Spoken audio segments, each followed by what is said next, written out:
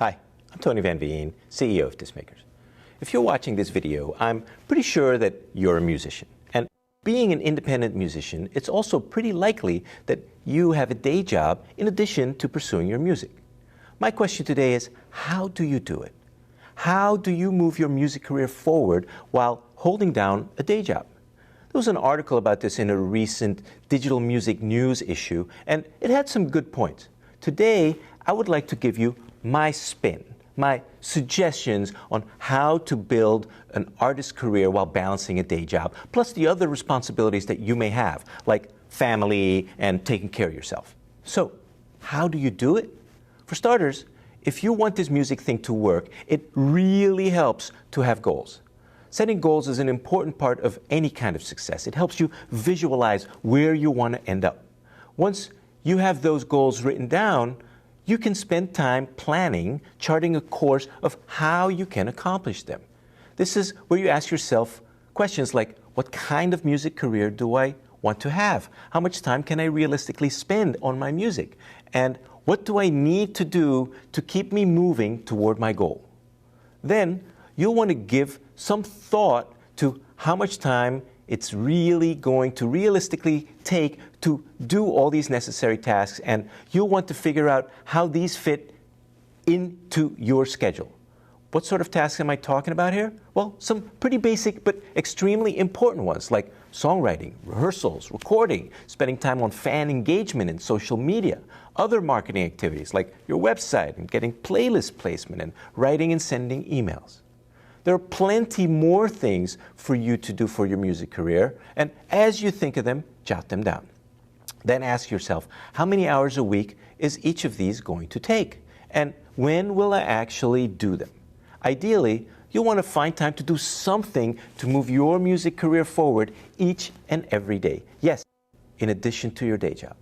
This will be work, but if you have ambitious music goals, if doing music full-time is a goal, you'll kind of have to treat it a bit like a second job. Of course, if your goal with music is more modest, like just enjoying the creativity and having fun, then scheduling your music activities will be much easier and less intrusive into the rest of your life. One thing that is very important, and actually you probably want to think about it before you schedule your critical tasks, is setting your priorities. Where does music fit into your life? How important is it really? And to what extent will your music activities interfere with other needs and obligations you have? For example, if you need to choose between family and music, or between music and mental or physical health, which should take priority? There's no right or wrong answer. You need to do what's right for you, for your life and your goals. The next important task is to give some thought to how you will track your progress. How will you measure whether you're on track to reach your goals? Is it monthly streams, monthly active listeners on Spotify, subscribers to your mailing list, social followers? It can be really helpful to decide what some of your KPIs are, your key performance indicators, as we say in business. Or, to put it simply, which are the key stats that will allow you to measure whether you are making progress toward your goals. It may make sense to set up a way to track monthly how many followers, subscribers, streams, or whatever key metric you have. And set yourself a quick calendar reminder for the first of the month to look it up for the previous month. It should take no more than 15 minutes once a month. Now, here's a really important point to think about when trying to balance a day job with a music career. Be realistic. You're human. You may not be able to do it all, so by all means, set your goals, but be realistic in your scheduling of your tasks. Give music the appropriate priority in your life. As much as you love your music, I would not recommend ignoring your kids so you can pursue stardom. And finally, I'd say be forgiving. Not of others, though being forgiving of others is a worthy trait to practice.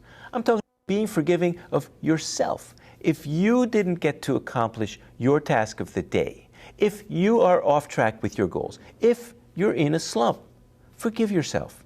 In case I haven't mentioned it yet, you're only human. We all get off track with our diet, with exercise, with cutting down on one vice or another, and occasionally with doing the hard work of building a music career. Once you recognize you've gone off track, don't beat yourself up over it. Recognize it and plan to get back on the program. What's past is past, and you can't change the past. You can only change the future. So get back on your schedule and start working on your music again. Does this sound like a lot of work? Well, yeah, it is. But remember, if you're serious about your music, nobody has more at stake than you. You are the only person responsible for driving your music career forward. The more committed you are, the more dedicated to the effort, the more results you'll see. Now, before I leave, I want to ask you, how do you do it? How do you balance music, day job, family? Please leave a comment below this video. I'm sure it'll help your fellow artists who are also trying to juggle all their priorities. And I'll be reading and commenting on them as well. I hope you found this helpful.